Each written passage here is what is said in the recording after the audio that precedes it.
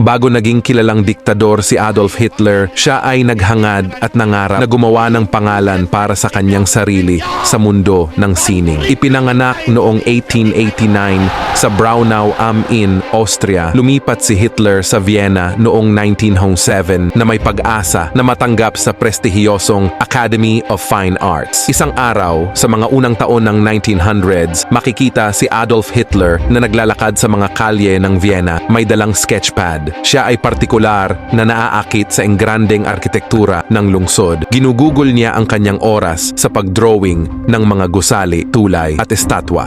Madalas siyang bumisita sa lumang Vienna Opera House. Lubos ang kanyang paghanga sa masalimuot na disenyo nito at mauupo siya ng matagal upang subukang mailarawan ang kagandahan nito sa papel. Si Hitler ay may matalik na kaibigan sa panahong iyon, si August Kubizek, na kaparehas niyang mahilig din sa sining. Madalas nilang pag-usapan ang kanilang mga pangarap at hangarin. Habang nais ni Kubizek na maging isang konduktor ng musika, determinado naman si Hitler na maging isang kilalang pintor. Nagrenta sila ng isang maliit na kwarto at ginugol ang kanilang mga araw sa kanilang mga artistikong gawain. Noong 1908, nagpasya si Hitler na mag-apply sa Academy of Fine Arts. Siya ay kumpiyansa sa kanyang kakayahan at naniniwala na ang kanyang pagtanggap ay halos tiyak na. Gayunpaman, sa kanyang pagkadismaya, ang kanyang aplikasyon ay tinanggihan. Napansin ng panel ng akademya na bagaman mayroon siyang talento sa arkitektura, ang kanyang mga human figures ay kulang sa kinakailangang kasanayan at lalim. Nanlulumo sa naging pagtanggi, sinubukan muli ni Hitler sa susunod na taon, ngunit muli siyang tinanggihan.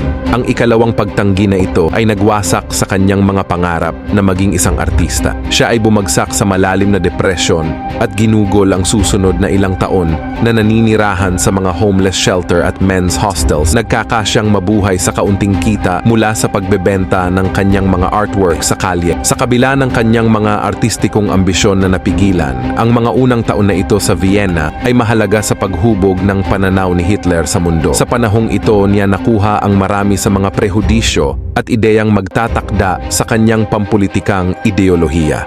Gayunpaman, ang kanyang pakikibaka at pagkabigo sa mundo ng sining ay nanatiling isang hindi gaanong kilalang bahagi ng kanyang buhay. Isang trivial ngunit masakit na detalye mula sa panahong ito ay kahit na kinamuhian ni Hitler ang modernong sining, madalas siyang bumisita sa mga museo at eksibisyon sa Vienna. Hinahangaan niya ang mga gawa ng mga lumang masters at partikular na gusto niya ang klasikong estilo. Sinasabi na siya ay gumugugol ng oras sa pag-aaral ng mga gawa ng mga artista tulad ni Rembrandt at Vermeer. Sinusubukang maunawaan ang kanilang mga teknika at ang mga lihim ng kanilang tagumpay. Ang maagang punto at hindi gaanong kilalang panahon ng buhay ni Adolf Hitler bilang isang naghihirap na artista ay nagbibigay ng sulyap sa isang ibang landas na maaaring tinahak niya, isang landas kung saan tinuloy niya ang karera sa sining sa halip na politika. Ito ay nananatiling isang kakaiba at madalas na hindi pinapansin na aspeto ng taong kalaunan